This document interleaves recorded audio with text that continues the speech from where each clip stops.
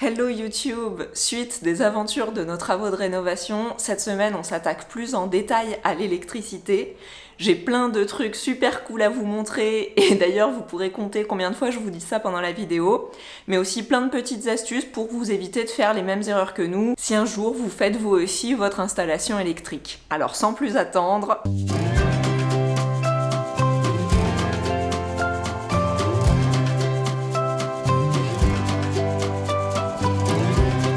Maintenant, ça y est, le tableau électrique est en partie installé, en tout cas il est raccordé à notre tableau de chantier, ça nous permet d'avoir l'électricité dans l'appartement. Donc on va pouvoir commencer à tester nos interrupteurs et nos prises pour être sûr que tout fonctionne avant de pouvoir reboucher les saignées et refermer les cloisons en placo. Ça vous tente qu'on teste un interrupteur pour voir ?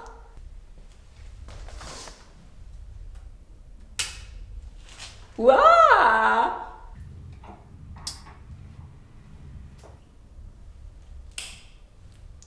Vous la voyez celle-là? C'est la lumière de ma future pièce de couture.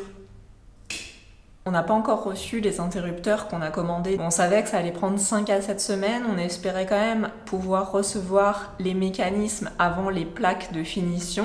Malheureusement, il n'y a toujours rien qui est arrivé, donc il faut qu'on patiente encore un petit peu. Du coup, pour tout tester, on utilise des appareillages de chantier. Et ça nous permet de voir déjà si tout fonctionne. On va pouvoir s'attaquer à refermer donc les cloisons en BA13 qui sont au-dessus des portes, parce que là, ça y est, on a passé toutes nos gaines et on sait que ça fonctionne. En attendant que Stéphane rentre du boulot, je vais déjà découper les BA13. Ils ont des formes un petit peu spéciales, puisque ici, par exemple, au-dessus des portes, on n'a pas voulu positionner les BA13 en longueur et les aligner avec la jointure des montants, parce qu'apparemment, à force de fermer les portes, en les claquant un petit peu, et moi ça m'arrive souvent de claquer les portes quand je suis énervée, ça peut provoquer des fissures si la plaque de BA13 est pile dans l'alignement de la jointure entre le montant et le bâti de la porte. Donc du coup, c'est mieux de les faire en T. Et après, il faut qu'on vienne combler avec des petites plaques l'intérieur entre les deux T. Du coup, nos montants, ils sont pas franchement au bon endroit au-dessus des portes, mais on peut quand même visser les plaques de BA13 dans le rail du haut au plafond et dans le rail qui est au-dessus de la porte. Donc ça devrait quand même tenir.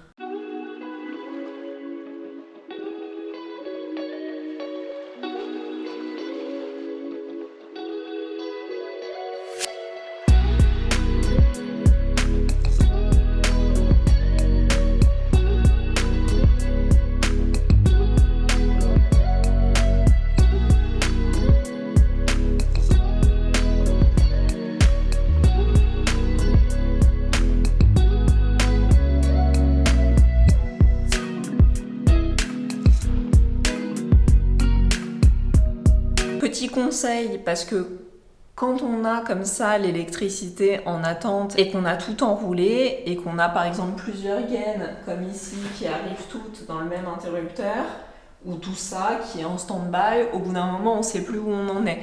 Nous ce qu'on a fait c'est qu'on a utilisé du scotch d'électricien, le blanc parce que c'est plus pratique d'écrire dessus, et on a repéré pour chaque circuit ce que ça alimentait et d'où à où ça va. Par exemple, là, de l'entrée, de l'interrupteur de l'entrée jusqu'à l'interrupteur du dressing, on a un circuit, donc on a à noter chaque partie de chaque circuit pour pas avoir à se poser des questions une fois qu'on devra tout raccorder, parce que autant on peut plus ou moins suivre les gaines quand tout est visible, autant une fois que tout est refermé, on n'a que le bout de la gaine qui sort et on sait plus du tout où elle va.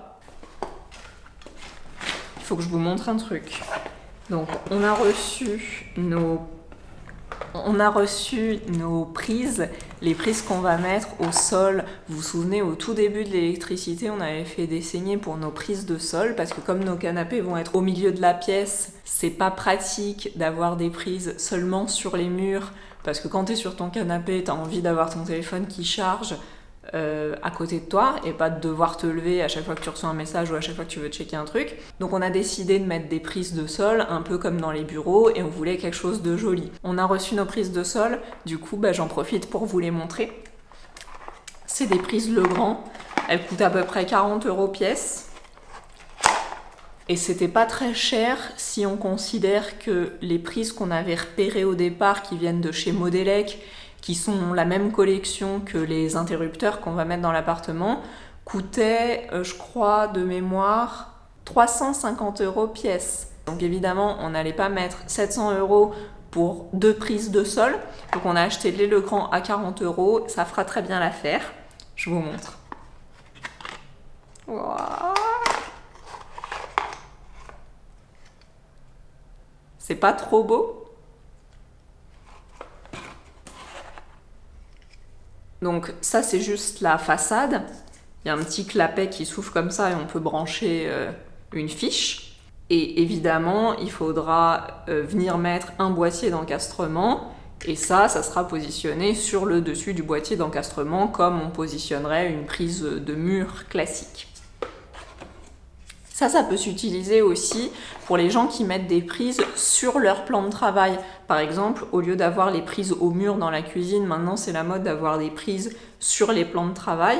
Et il y a même des prises, vous savez, qui sortent comme ça, où en fait il y a plusieurs prises à l'intérieur. Du coup, ça marcherait pas pour ça, mais enfin, vous comprenez. Bref, ça peut être aussi positionné sur un plan de travail. Parce que c'est plus joli qu'une prise normale et il faut que ce soit une prise à clapet parce que si c'est posé à l'horizontale, s'il y a du liquide, de l'eau qui tombe ou quelque chose, il faut que ce soit hermétique, imperméable.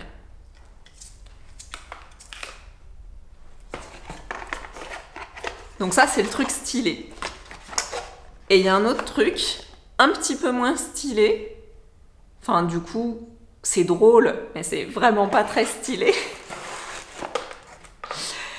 Je vous ai parlé déjà des prises qu'on va mettre à l'extérieur. Donc on a 2 prises pour lesquelles on a fait positionner des gaines quand les artisans sont venus poser les fenêtres.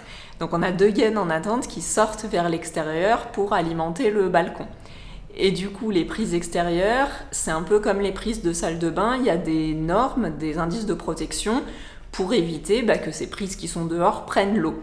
Donc évidemment, on n'a pas pris des prises étanches classiques comme ce qu'on trouve dans les magasins. Stéphane a voulu prendre des prises très très perfectionnées et vraiment étanches pour qu'on puisse laisser par exemple une guirlande lumineuse à l'extérieur. Mais du coup, je crois qu'il faut que je vous montre une prise normale pour que vous voyez la différence. Bon, j'ai pas trouvé les prises, mais c'est pas grave, ça fera l'affaire. Donc du coup, ça c'est un boîtier d'encastrement classique et une sortie de fil. Donc la sortie de fil, c'est ce qu'on utilise pour tous les endroits où il n'y a pas de fiche qu'on vient brancher dans le mur, mais par exemple pour brancher un four ou des plaques ou ce genre de choses. Donc ça fait cette taille-là, taille normale. Et les prises qu'on a reçues pour l'extérieur, je sais pas si vous êtes prêts. Les prises extérieures, c'est ça.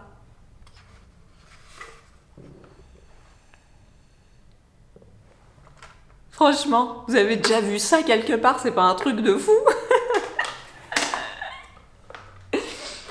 Donc du coup c'est protégé. Alors je sais pas si je vais arriver à l'ouvrir.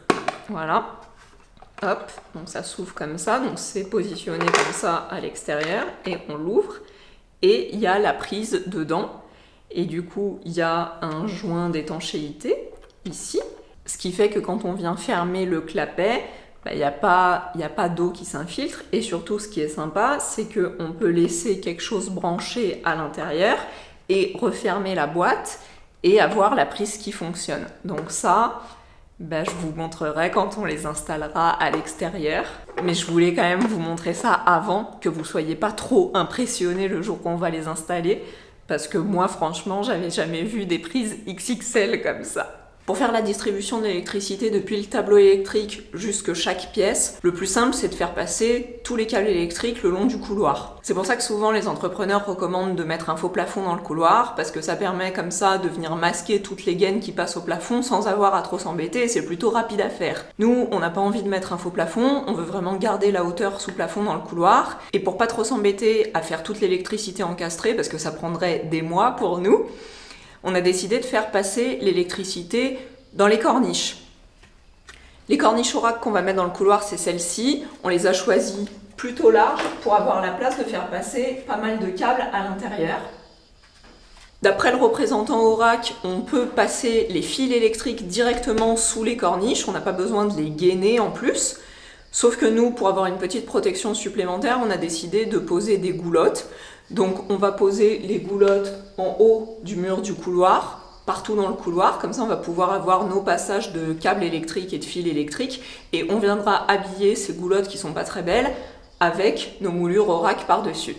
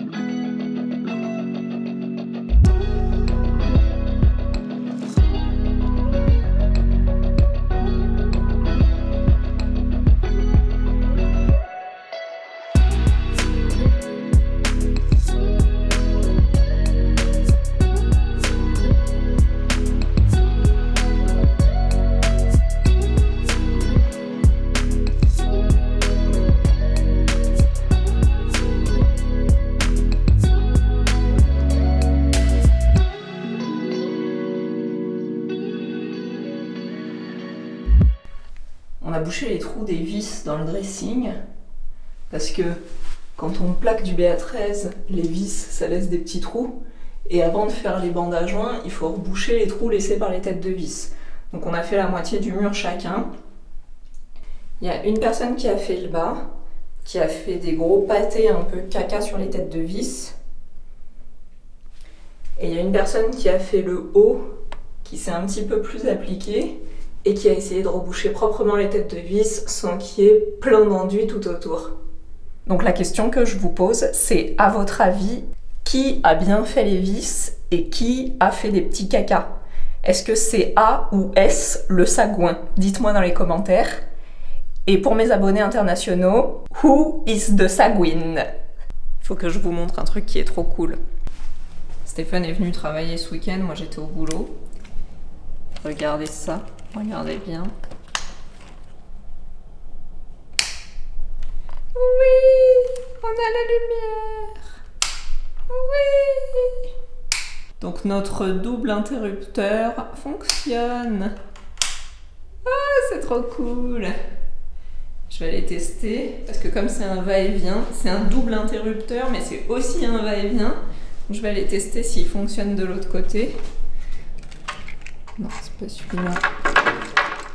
Ah, je crois qu'il y en a deux ici. Tac. Ah, on ne devait pas avoir en rab de double interrupteur. Yes. Du coup, c'est trop cool parce que petit à petit, on commence à avoir la lumière dans toutes les pièces de l'appart. Et la lumière, c'était vraiment ce qui nous dérangeait le soir pour travailler parce qu'on est avec 2 éclairages de chantier qu'on est obligé de transporter d'une pièce à l'autre à chaque fois. Donc, c'est pas très pratique. Là, ça va nous permettre de faire des plus longues soirées. Puisqu'on est sur le thème de l'électricité, je voulais vous montrer un truc. Vous vous rappelez quand je vous ai parlé des boîtes d'encastrement? Donc les boîtes d'encastrement pour cloison creuse, comme les BA13 qu'on a posées ici, c'est celle-ci avec le petit contour.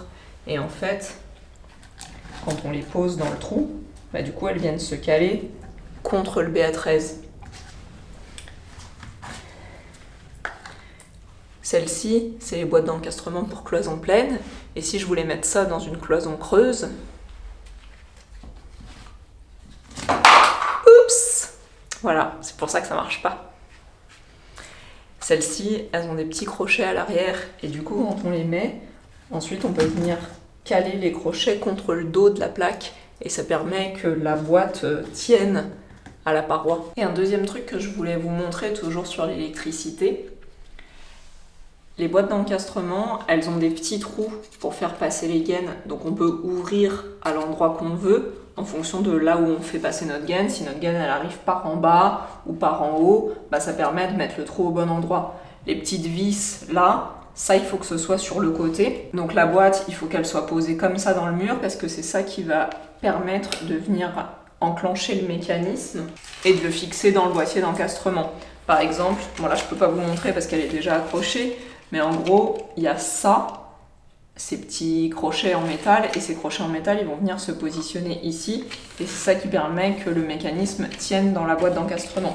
Donc quand on a commencé à faire nos saignées, on était tout contents parce qu'on a fait les trous pour les boîtes d'encastrement, donc ça rentrait bien, on a fait ça avec le trépan correspondant, donc on était tout contents, ça rentrait bien, et on s'est dit, bon bah super, ça rentre, c'est cool.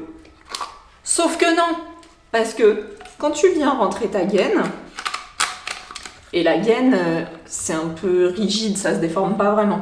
Donc tu viens rentrer ta gaine, nous, ce qui nous semblait logique, c'était de faire une saignée droite, parce que comme ça, la gaine, elle descendait directement jusque dans la plinthe. Et en fait, bah, tu te rends compte que les trous, ils sont sur le côté. Donc quand tu places correctement ta boîte d'encastrement, et bah, ta saignée droite qui est en bas, en fait, ta boîte, du coup, elle est dans le mauvais sens.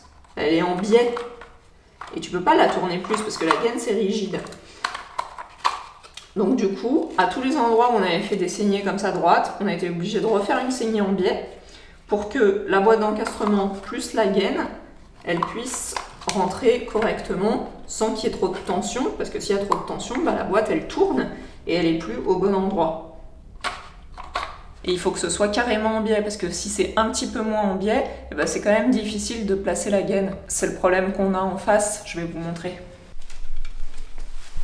En fait, ici, on a fait la saignée un peu légèrement en biais, légèrement droite, un peu entre les deux. Et en fait, quand je viens placer mon boîtier, eh ben la gaine, tu vois, il faudrait qu'elle soit carrément comme ça, la saignée, pour que la gaine puisse rentrer facilement. Parce que là, quand je la mets dans la saignée qu'on a faite, et ben du coup ça tord ma boîte. Et ma boîte, j'arrive pas à la mettre droite parce que ça fait de la tension sur la gaine. Et du coup la boîte elle rentre pas bien droite. Donc je suis obligée d'essayer d'agrandir ma saignée ici pour laisser un peu de marge pour la gaine. Mais c'est pas top. Il aurait mieux valu faire nos saignées directement bien en biais comme ça et on n'aurait pas eu de problème. Donc moi je vais continuer à faire ça, je vais repasser sur toutes les saignées de la chambre pour vérifier que toutes les boîtes d'encastrement rentrent bien et que toutes les gaines arrivent à passer sans qu'il y ait trop de tension. Comme ça après on pourra tout fixer, reboucher les saignées et l'électricité de la chambre sera finie.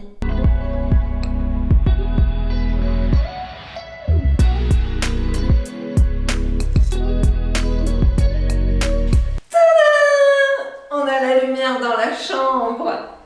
Et ce qui est super cool dans la chambre, c'est qu'on avait un peu peur de galérer parce qu'on a une lumière au plafond, on a 2 lumières de chaque côté du lit et surtout la lumière qui est au plafond, c'est un triple va-et-vient. Donc on a dû installer un permutateur. Alors le permutateur qu'on a installé là pour l'instant, c'est un permutateur de fortune, ce sera pas le même qu'on aura définitivement. Mais déjà pour tester, c'est super cool parce que regardez.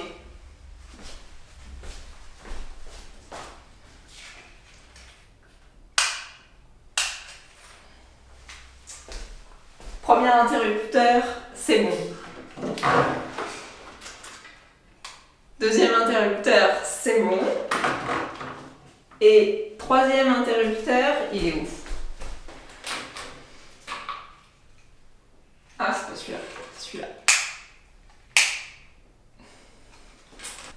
Donc on a réussi à faire un triple va-et-vient.